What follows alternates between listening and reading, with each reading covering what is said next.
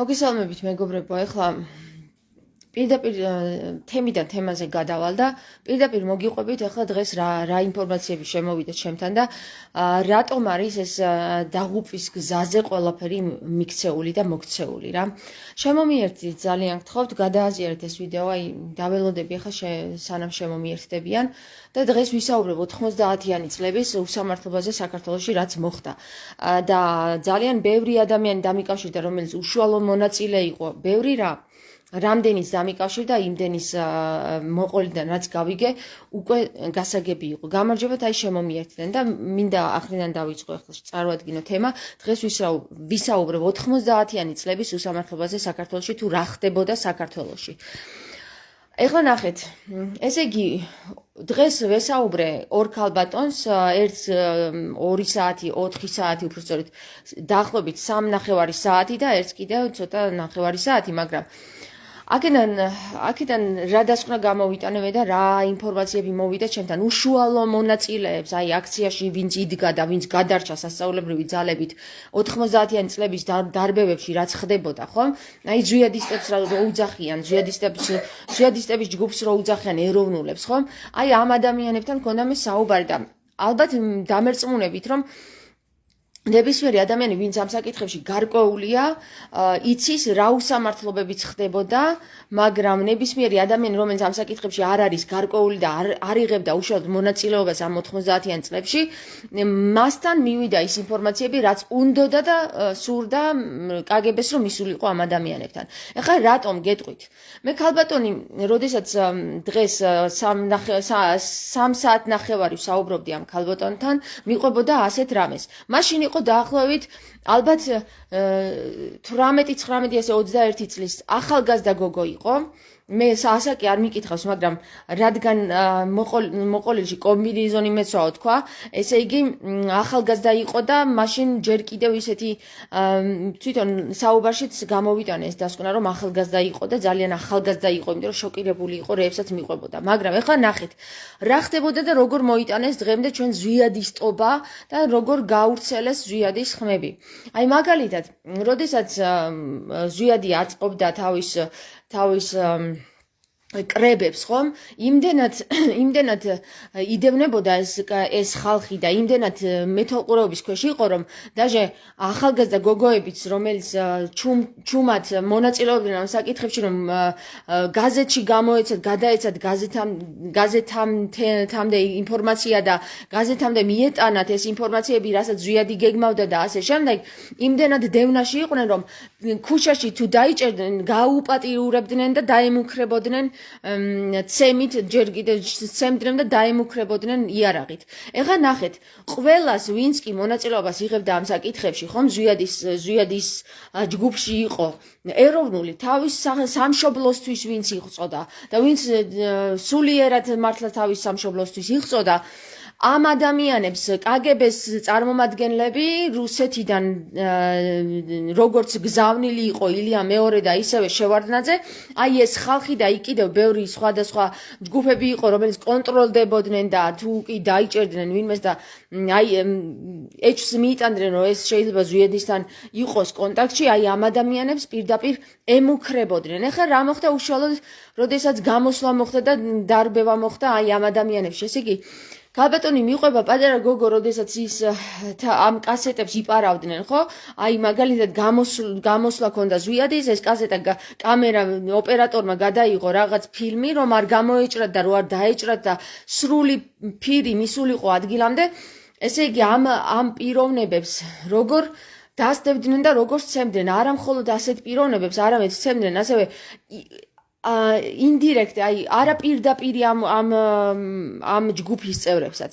ეხლა ნახეთ, გოგო, რომელიც მიყვება, ქალბატონი დღეს უკვე ქალია და ქალბატონი, რომელიც იყო პატარა გოგო და როგორ ხედავდა თავის თვალით, როგორ ურტყავდნენ ლაფატკებს ადამიანებს პირდაპირ აი ამ ადგილებში, სადაც არტერია არის და კლავდნენ, ხო? და მერე ჩვენებაზე რომ დაიბარეს ეს გოგო და რომ უთხრეს, რომ აბა რა ნახე, როგორ მოკლეს ადამიანები და ასე შემდეგ, ამ ადამიანმა თავისი ჩვენება რომ მისცა, რეპრესიები მოუწყეს. ესე იგი, სამსახურიდან გაათავისუფლეს, იმიტომ რომ ამ საკითხში იყო ჩართული.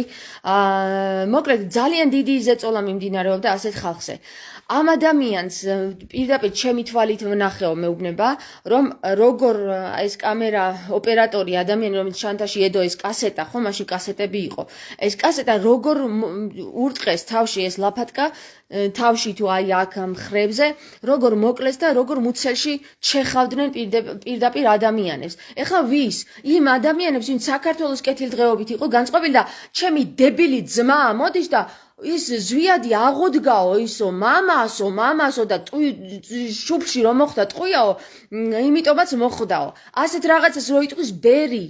ასეთ რაღაცას რო იტყვის და ასეთი გამოწორთნილი ბერების წინაშე და სასულიერო პირების წინაშე რო ვდგავართ დღეს და ჯერ კიდევ გვინდა რომ რაღაცა შევცვალოთ დემონსტრაციებით, არაფერი დემონსტრაციებით, ჩილო. როგორც მაშინ იყო დევნა და როგორც მაშინ იყო რეპრესიები, დღეს გონიათ სხვა არის? დღეს გონიათ რომ სხვა სისტემა გვმართავს ჩვენ? დღეს გონიათ რომ ხალხს ნაკლებად აშანტაჟებენ? დღეს გონიათ რომ თავისუფალი საქართველო არსებობს? დღეს გონიათ რომ თავისუფლება საქართველოს მოქალაქეს აქვს? ჩემი ფეხები აქვს საქართველოს მოქალაქეებს, არანაირი თავისუფლება არ აქვს. ვერავინ ვერ გამოდის სიტყვით. იცით რა, ყველას ეშინია. ნებისმიერ ადამიანს ვინც კითხე ქალბატონო, აი მოყევით მე თქვენი ინფორმაცია. იცით რა არის? კი არ ეშინიათ. იმდენად სასტიკი დრო აქვთ გამოვლილი და იმდენად სასტიკ დროში ვცხოვრობთ დღესაც, რომ ამ ადამიანებს აუცილებლად დედას უტირებენ. ეხლა ვიღაცა იტყვის რომ შენ რატო გალაპარაკებენ ამდენს? ამას სხვას ახსნა აქვს და ეს ახსნა უკვე გავაკეთე ჩემს ლაიფებში, წინა ლაიფებში და თიც ვერ დამადებენ, მე იცოდეთ რა. თიც დამადებენ და დედაბუდიან ამოწყდებიან თლიანად. ეს იციან მაგათმა კარგად და ამიტომაც ისინი ცდილობენ ყველანაირად გააფუჭონ ჩემი რეპუტაცია.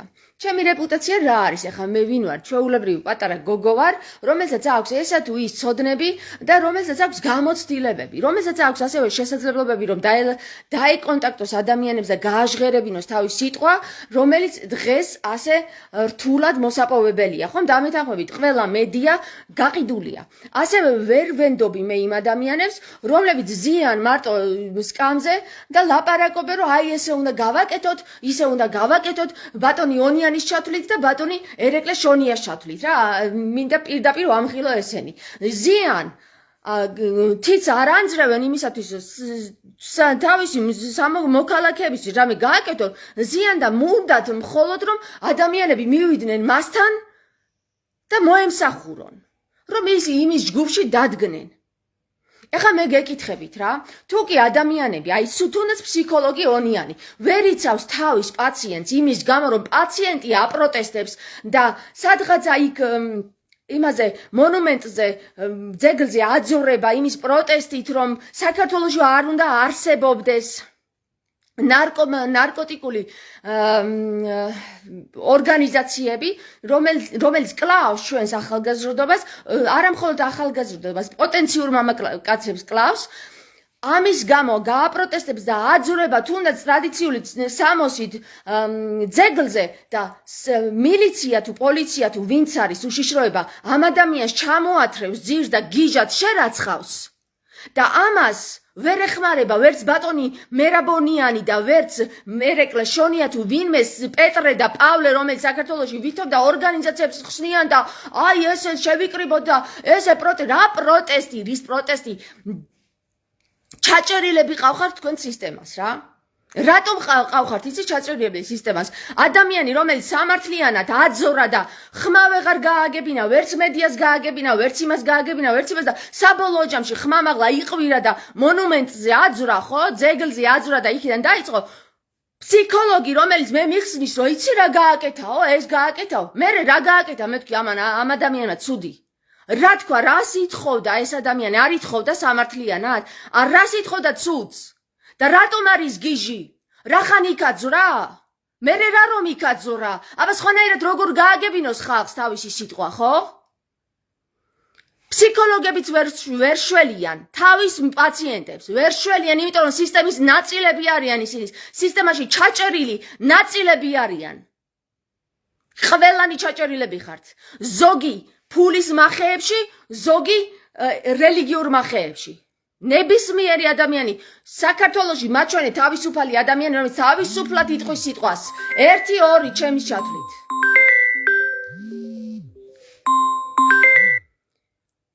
აი ეს 1-2 ადამიანი უნდა რომ დადგეს იქ და პროტესტი განუცხადოს ამ ხელამტარვალ სისტემას, რომელმაც ზვიადის მოასპო.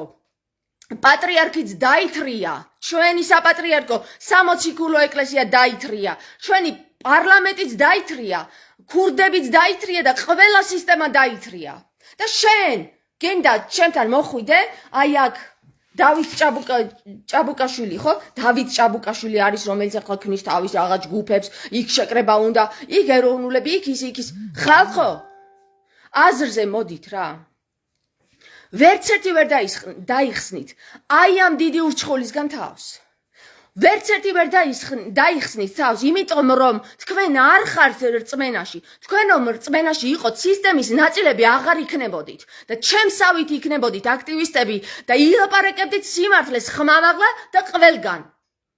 ჩემს ლაივშიც და სხვაშიც ტელევიზიაშიც და ყველგან ილაპარაკებდით სიმართლეს. არ შეგეშინდებოდათ გამოჩენის.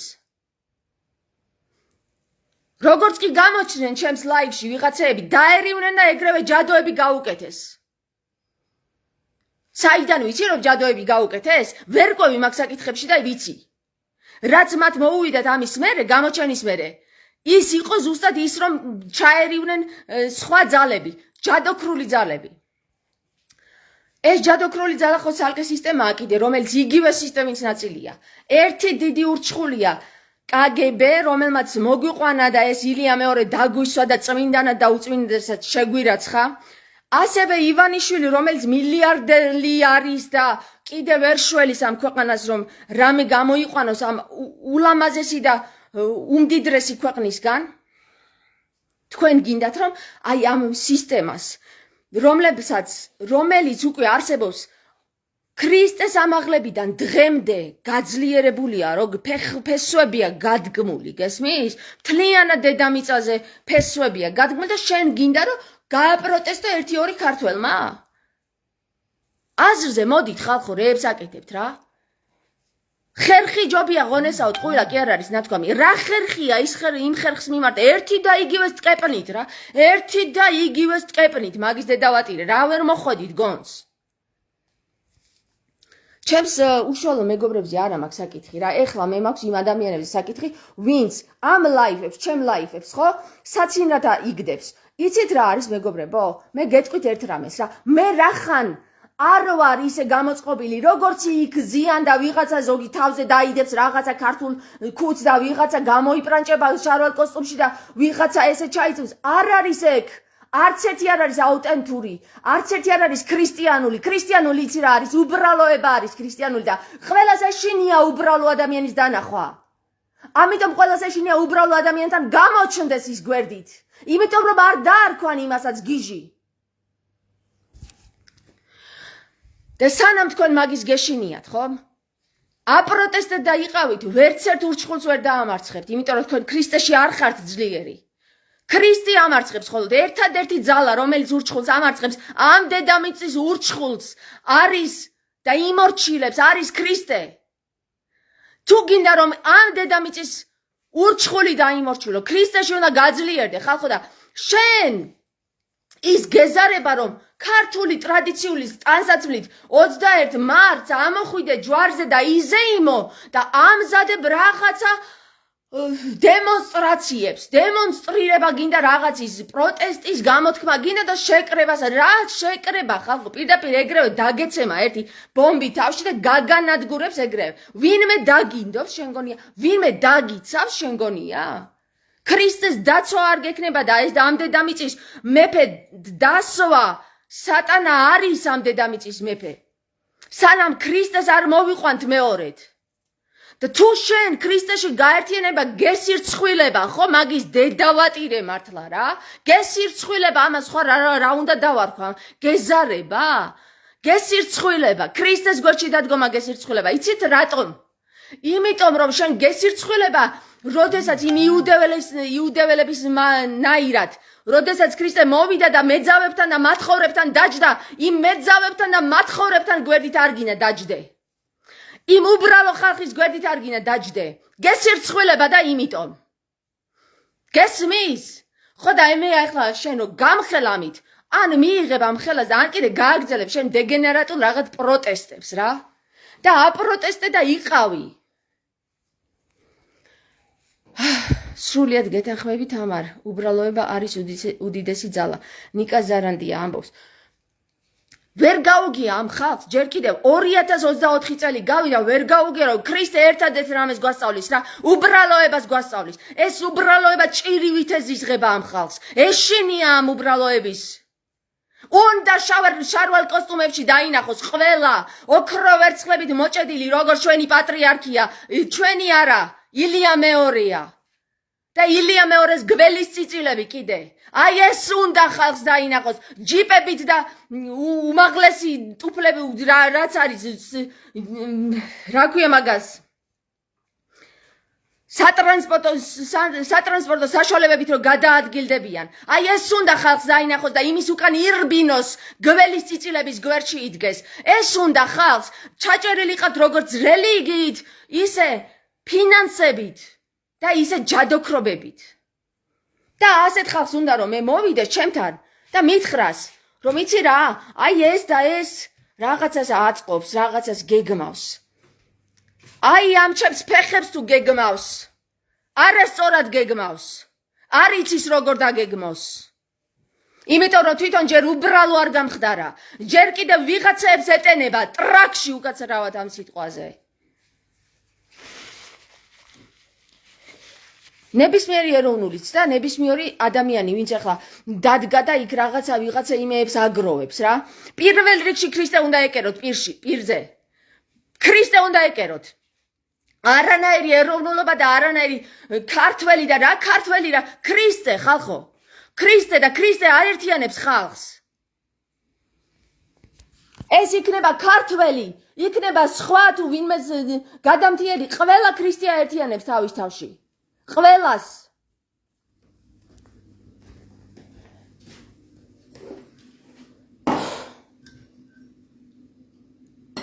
ბიჭო, რეპრესიები რო იყო 90-იან წლებში, ხო? ეს ხალხი ისეთ მდგომარეობამდე რომ მიიყვანეს, რომ საზღვარგარეთ გააქციეს. ვინც გადარჩა? დღემდე ვერ ჩამოდის ეს ხალხი იმის შიშით, რომ დღესაც იგივე სისტემა. ილია მეორე სანამ იქნება თავში გველის წიწილი, ხო? ის სისტემა იქნება. ილია მეორე არის ის ადამიანი, ვინც ქრისტეს შეებრძოლა და ვინც ქრისტეს ეუბნება, რომ ჩემი ტიტულია, შენი ტიტულიო. ვისაც სირცხვილი კი არა, უბრალოდ ინაგლა. სინაგლე აღარ ყოფნის და ეუბნება ყველას, რომ მე ვარ უწმინდესი და უნეტარესი, როცა ადამიანი უნდა იდგეს და ყვიროდეს, რომ ქრისტეა უწმინდესი და უნეტარესი, ჩვენს შორის არავინ სხვა.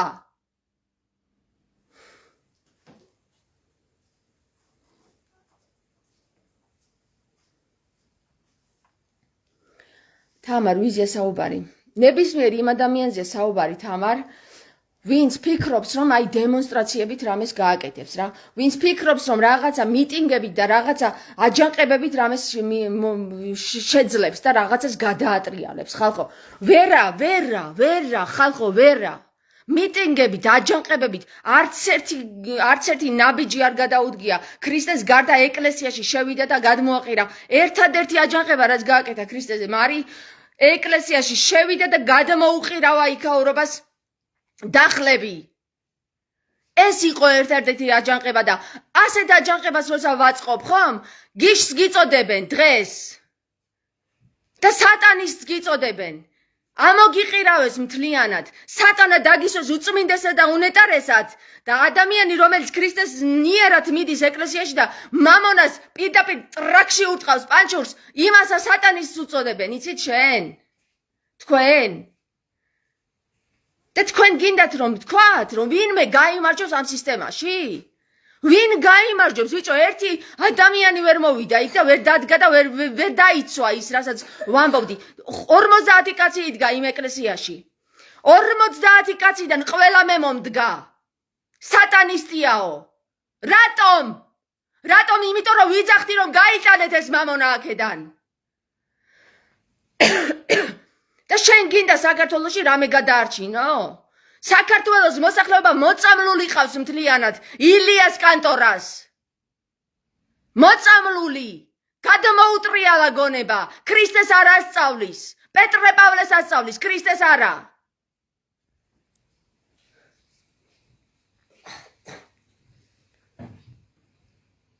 მაგას ვამბობ თამარ ზეციური იერარქიის გარეშე არ დადგება სამართალი და ამიტომ ვამბობ რა მე არ ვეთანხმები არც ერთ პროტესტს მე ვეთანხმები მხოლოდ და მხოლოდ ერთ რამეს ზეიმს სადაც ქრისტე იდიდება და ქრისტე იქნება ჩვენი მეფეც და ჩვენი პატრიარქიც თუ ამის გერცხვინებათ ხომ წადით და აკეთეთ იქ რამდენი გინდა იმდენი დემონსტრანტები და იმდენი ქართველი ვითომ ქართველი შეკრიბეთ ერთად და ისროლეთ ეს მოლოტოვების ბოთლები და იყავით ეგრე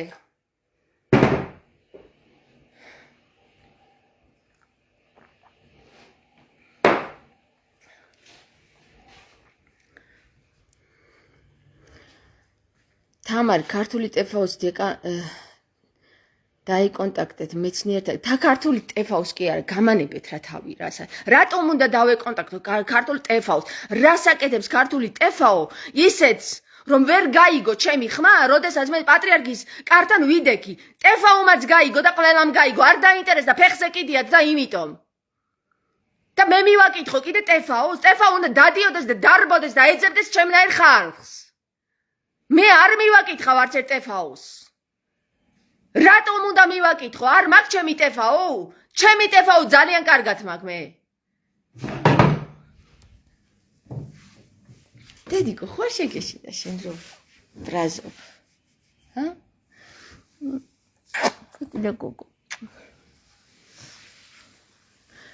მომისმინეთ ერთი წუთით რა ვაფშე ფეხზე მკიდია საქართველოში რა მოხდება რა ტეფაოს არა კიდე დაუწყო იქ ვიღაცებს შეტენვა რა მე გითხარით ჩემი სათქმელი ვთქვი ჩემი სათქმელი დავაკონკრეტე რა უნდა გაკეთდეს თუ გააკეთებთ თუ არ გააკეთებთ ამ ჩემს ფეხებს მართლა რა უკაცრავად რა ბიჭო რომელ გზასაც აირჩევ შენი არჩევანი იქნება მე კი არ გეუბნებით რომ მე გამომყვეთ ვინა ვარ მე რომ გამომყვეთ ბიჭო გაყევით ქრისტეს წავედი რა